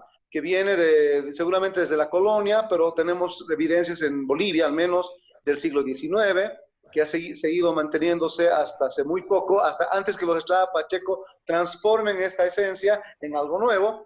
Y pues simplemente en el tundiki, como ya lo dije, o también con el nombre de negritos, en Bolivia se llama baile de negritos, este ritmo musical es exactamente el mismo que los caporales, pero sin charango, sin guitarra, sin zampoñas, ¿no? Y tocados con bombines y recorrecos, prácticamente con pasos muy sencillos. Eso sería, ¿no?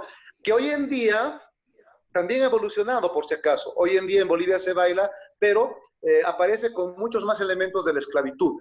Hay unos sketches, inclusive una mofa muy, muy notoria que a veces ha molestado a los afrodescendientes y por eso hasta cierto punto, hace unos 10 años se prohibió el tundiki ya con esta expresión de la esclavitud un poco más marcado, ¿no?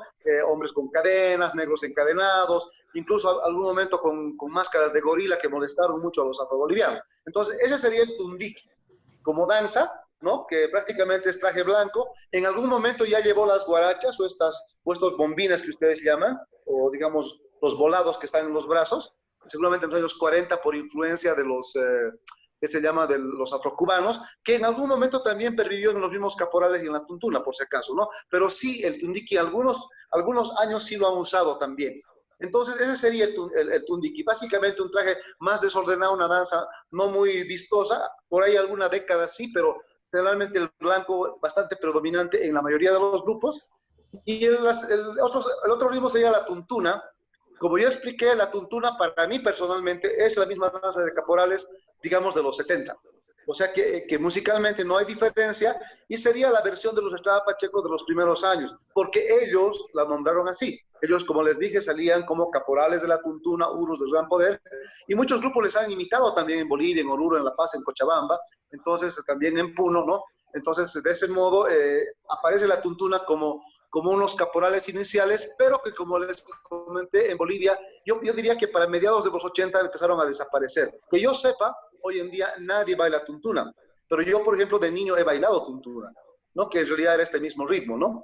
Y los caporales, bueno, eso creo que ya no hay mucha explicación, es digamos, el nombre también que predomina actualmente en los grupos musicales, porque no olvidemos que nosotros los que tocamos folclore andino, a veces en las tapas de los discos ponemos el género. Entonces, hoy en día, por ejemplo, van a encontrar muy comúnmente decir, digamos, se terminó, llorando se fue, dice caporales, dice hoy día. Pero si nos íbamos, digamos, a los 80, 70, seguramente decía tuntuna y a veces decía también tundiki, digamos, ¿no? Entonces, estábamos hablando del mismo ritmo musical, pero diferentes bailes, ¿no? Entonces, yo dividiría estos en dos, uno que es el tundiki de traje blanco y la tuntuna, que tiene diferencias dancísticas, pero sería el mismo caporal de los 70, digamos. Muy bien, gracias Ariel. Job, la última pregunta. Acá nos insisten sobre qué influencia habría existido de la danza de los negritos bailados en San Francisco de Yunguyo en los caporales. Más o menos conociendo tu respuesta, que de alguna manera ya lo has dicho implícitamente, tengo en todo caso otra pregunta más también. ¿Por qué los caporales cambian de traje cada año y siempre son diferentes? ¿No se supone que una danza folclórica debe mantener un tipo de traje? A ver si puedes resolver los dos o una de ellas. Ajá. No se supone que una danza folclórica debería... Ahí tenemos ese detalle. ¿Es el caporal folclore? ¿Es el caporal una danza folclórica? Tenemos ese problema. Justamente, eso ya es justamente una pregunta de discusión de corte antropológico, que es interesante plantearla, ¿no? Para que la gente pueda entenderla, porque si lo enmarcamos dentro de los patrones clásicos, no vamos a llevar, vamos a estar totalmente encerrados en una discusión bizantina, ¿no? ¿Cómo debemos entender el folclore? Si vamos a decir que el caporal es una danza folclórica, entonces definamos qué es folclore. Si nos vamos a la definición clásica, ¿no? Que está enmarcada por los estudiosos del siglo pasado, que enmarcaron en toda la serie de postulados, pues el caporal no es folclore. Y al no ser folclore y ser justamente una inventiva que está en el ideario de las personas, la persona es libre de hacer y deshacer como gusta. Ahora, o sea, ese es el tema. Si nos vamos a los esencialismos, vamos a debatir 2, 3 horas. Yo ahorita podría comenzar a sacarte una serie de textos, ¿no? Académicos que van folclorológicos sobre el tema, antropológicos y sociológicos, pero hablándole a la audiencia, ¿por qué les preocupa? ¿Cuál es la real preocupación de querer vincular al caporal como folclore? ¿O es que en realidad la pregunta es otra? Voy a ensayar y me voy a arriesgar justamente a esto que yo lo he observado en los últimos años, es nuevamente, ¿por qué bailas caporal? ¿Cuál es tu motivación para bailar caporal? Job, de repente Eso, ahí, mira, ajá, dime. de repente para complementar, lo que sucede es que la pregunta debe venir a partir del hecho de que los caporales se enseñan como parte de las danzas folclóricas, inclusive en nuestro sistema educativo, ¿no? En los grupos de danzas folclóricas tienen como repertorio el caporal, entonces se da por hecho que es una danza folclórica. Y ahí está el problema. Justamente, vamos a ver, a caporal decimos que es folclore porque escuchamos que se baila en provincia. Uno, para empezar. Uno, se baila en provincia. Es una danza que ha venido de una provincia que no es la urbe. Uno. Dos, su música la escuchamos dentro de los patronos de la música contemporánea andina, porque escuchamos que su música se interpreta con guitarras, con charangos, con quenas y zampoñas. Entonces, ok, eso me suena andino. Por lo tanto, seguramente debe ser una expresión folclórica. Y ahí estamos en ese error. Entonces, es el caporal folclore. La vez pasada, por ejemplo, vi que había una discusión muy interesante, ¿no? En la que hacían un grupo de gente que bailaba caporales, hacía una diferencia de que si el caporal es un baile o una danza. Y ahí, o sea, no tiene sentido, ¿no? Pero a ver, ¿cómo definían los términos? Algunos lo definían justamente en que baile es un grupo de expresiones marcadas por un género musical, y otros decían que danza es una estructura normada, con pasos definidos, ¿no? Con una coreografía definida, ¿no? Y el caporal no está en ninguna de esas dos. Si me voy a una definición técnica o me voy a una definición popular. Nuevamente, entonces, luego estaba el tema de querer justificar y darle misticismo. O sea, queremos hacer una construcción discursiva para fundamentar esto que hacemos y darle una identidad andina que no tiene. Ya esto es algo totalmente construido en la urbe, explotado en la urbe, ¿no? Con los patrones modernos, ¿no? Donde inclusive hoy en día la gente que dice, ¿por qué tienes tigres o tienes dragones o serpientes, ¿no? Bordados en tu traje? ¿Qué tiene eso de andino? ¿Qué tiene eso altiplánico? Entonces, a ver, alguien va a decir, con poco conocimiento, no, es que esas son las modas que han traído, que tienen que ver los dragones asiáticos. Y, por ejemplo, escuché una cosa muy interesante en una exposición que decían, en realidad, no, señores, vamos a justificar de esta manera. Lo que pasa es que la gente no sabe que los dragones que están formados ahí es la interpretación moderna de los bordadores del Amaru, un elemento que siempre ha estado presente en el mundo altiplánico, pero es mentira, posiblemente eso sería en el origen. Posiblemente sería en el origen. Hoy en día, las fraternidades que diseñan sus trajes no hacen pensando que si está en toda la serie mitológica del poblador del mundo andino, altiplánico, más bien justamente está en, ¿qué es lo más bonito? Simplemente hay una estructura de cantidad de piezas que tengo que utilizar. Es más, por mismo origen, los primeros trajes de caporales son diferentes a los actuales y hay inclusive estilos digamos, de moda para diseñar cada traje. En una entrevista que está grabada y está en YouTube, pueden encontrar una entrevista antigua, uno de los fundadores relevantes de los caporales San Simón, ellos dijeron, nosotros somos estudiantes universitarios, con todo este ímpetu, o sea, ellos ya son gente que vive en la ciudad, ¿no? Continuamente recibiendo otras influencias, dijeron, vamos a bailar caporal, vamos a diseñar nuestros trajes, pero nos queremos diferenciar de los demás. Y es lo que la gente no entiende. Entonces, nosotros vamos a fijarnos en los jinetes, porque nos gusta la ropa de los jinetes. Entonces, vamos a hacer un pantalón ceñido en las piernas, pero que en los muslos justamente tenga esa parte corvea que hace pronunciar las piernas o caderas, ¿no? Pero, ¿en qué se basaron? En los jinetes. ¿Qué tiene que ver un jinete con un caporal? Nada. Entonces vamos a ceñir en la cintura el traje, pero vamos a los hombros a hacerlos más grandes, y el sombrero lo vamos a doblar por el costado. Las botas las vamos a hacer más altas, que se vayan hasta la rodilla y que sean unas botas que sean ceñidas a las pantorrillas. Han simplemente creado. ¿Eso en qué año? En el año de 1978-79. Por eso que si yo veo los trajes originales de los Zambos y los San Simones, son trajes totalmente diferentes. Hoy en día yo puedo fusionar, no es que uno es más original que el otro. Entonces, estamos en el año 2020 y vemos a la gente que habla de esencialismos, de tergiversaciones, pero perdóname, o sea, ¿dónde está la tergiversación? ¿Dónde está el esencialismo? ¿Por qué no puedo hacer esto? Ahora, como la gente lo ha adueñado de sí mismo, tú sabes que lo plástico, lo artístico y estético es 100% subjetivo. Por ejemplo, llega una chica en Lima, ¿no? Y, por ejemplo, le parece lindo a ella ponerle una rosa o una flor a su sombrero porque de esa manera lo va a hacer más bonito. ¿Quién sabe de repente que esta persona es de familia, de repente de acá, de toda la zona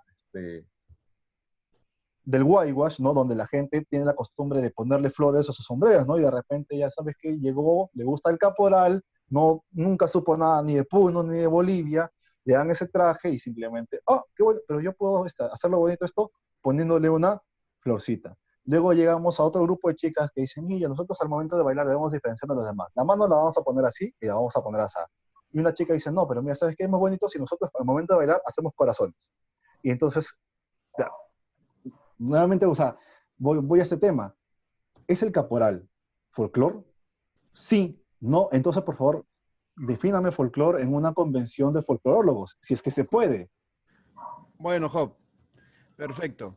Muchísimas gracias. Quedarán pues en el tintero muchos temas, ¿no? Por ejemplo, esta pregunta que ya no tenemos que ir a lanzar porque nos tomaría más tiempo sobre la incursión de las mujeres en los caporales con las famosas machitas.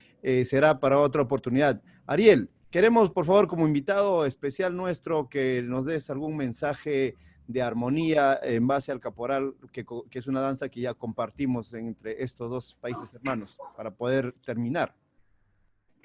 No, bueno, el caporal es una nueva identidad también regional. Ya en Chile, en Argentina, en Ecuador se baila, en el Perú obviamente, y como decían en algún momento ustedes, en algunos lugares hay muchas más fraternidades y se ha hecho un baile de diario. Eso por un lado es lindo, así que pues a seguir bailando, y es una opinión personal que tengo siempre, digamos, con mucha libertad, porque si coartamos esta libertad también, impedimos de que estas cosas desarrollen algo también fantástico, que a veces yo le llamo por una especie de selección natural. Lo bueno que se transforme va a quedar y lo malo se va a ir por el caño solito, ¿no? No tengo ningún temor en eso. Entonces, con esa predisposición, obviamente, es bueno que la gente siga haciendo su baile con libertad, y coincido con Job de que esto probablemente no sea considerado como folclore, ¿no?